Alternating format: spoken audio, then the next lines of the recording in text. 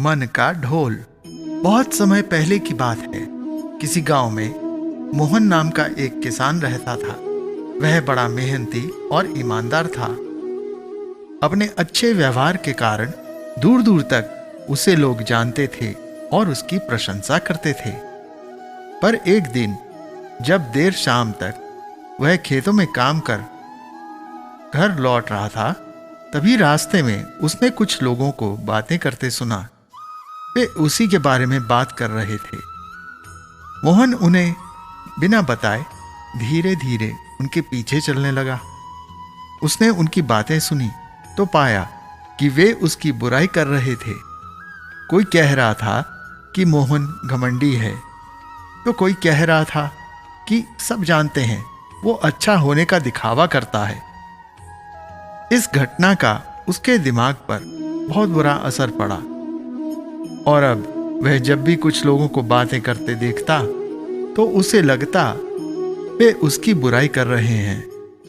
यहां तक कि अगर कोई उसकी तारीफ भी करता तो उसे लगता कि उसका मजाक उड़ाया जा रहा है।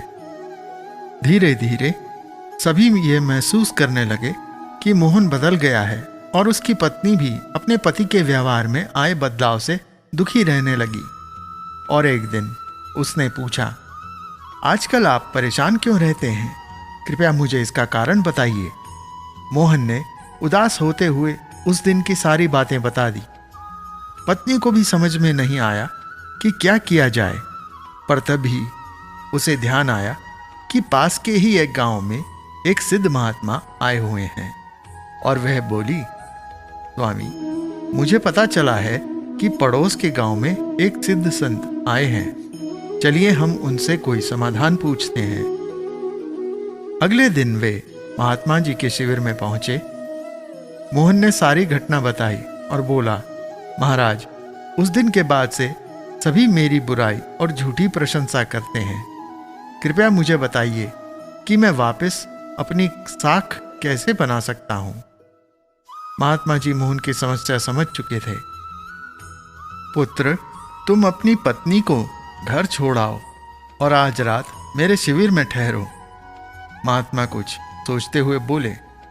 मोहन ने ऐसा ही किया, पर जब रात में सोने का समय हुआ तो अचानक ही मेंढकों की टर टर की आवाजें आने लगी।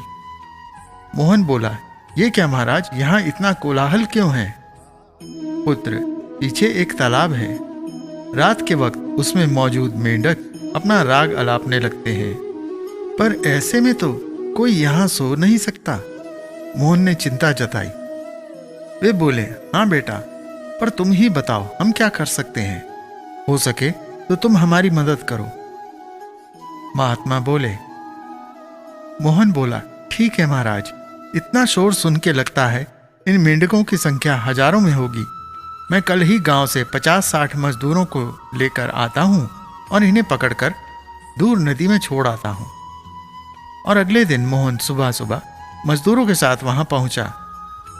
महाराज भी वहां खड़े सब कुछ देख रहे थे। तालाब ज्यादा बड़ा नहीं था। 8-10 मजदूरों ने चारों ओर से जाल डाला और मेंढकों को पकड़ने लगे।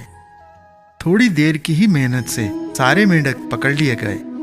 जब मोहन ने देखा कि कुछ मिलाकर 40-50 मेंढक ही पकड़े गए हैं, तब उसने महात्मा जी से पूछा, महाराज, कल रात तो इसमें हजारों मेंढक थे, भला आज वे सब कहां चले गए? यहां तो बस मुट्ठी भर मेंढक ही बचे हैं। महात्मा जी गंभीर होते हुए बोले, कोई मेंढक कहीं नहीं गया। तुमने कल इन्हीं मेंढकों की आवाज सुनी थी। ये मुट्ठी भर मेंढक ही इतना शोर कर रहे थे, परंतु तुम्हें लगा कि हजारों मेंढक टर टर कर रहे हैं। पुत्र, इसी प्रकार जब तुमने कुछ लोगों को अपनी बुराई करते सुना तो तुम भी यही गलती कर बैठे। तुम्हें लगा कि हर कोई तुम्हारी बुराई करता है, पर सच्चाई ये है कि बुराई करने वाले लोग मुट्ठी भर मेंढक के समान ही थे। इसीलिए अगली बार किसी को अपनी बुराई करते सुनना तो इतना याद रखना कि हो सकता है ये कुछ ही लोग हों जो ऐसा कर रहे हों, और इस बात को भी समझना कि भले तुम कितने ही अच्छे क्यों ना हो, ऐसे कुछ लोग होंगे ही। जो तुम्हारी बुराई करेंगे। अब मोहन को अपनी गलती का एहसास हो चुका था। वह पुनः पुराना वाला मोहन बन चुका था। मोहन की तरह हमें भी कुछ लोगों के व्यवहार को हर किसी का व्यवहार नहीं समझ लेना चाहिए और पॉजिटिव विचारों के साथ या सकारात्मक विचारों के साथ अपनी जिंदगी जीनी चाहिए। हम कुछ भी कर लें, पर जिंदगी में कभी ना कभी ऐसी समस्या आ ही जाती है जो ऐसा लगता है मानो हजारों मेंढक टर टर कर रहे हों।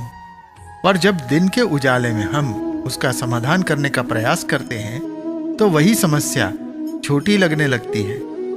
इसीलिए हमें ऐसी स्थिति से घबराने की बजाय कभी भी मुट्ठी भर मेंढकों से घबराना नहीं चाहिए। जब लोग आगे नहीं बढ़ पाते हैं तो इन्हीं मेंढकों की तरह टर टर प्रारंभ कर देते हैं, क्योंकि जब वे चिड़चिड़ाहट में आते हैं और कुछ नहीं कर पाते हैं तो ऐसा तो कर सकते हैं, और ऐसा करके वे अपने आप में कुछ क्षण की प्रसन्नता हासिल करके अपनी निराशा को दूर करने का प्रयास करते हैं।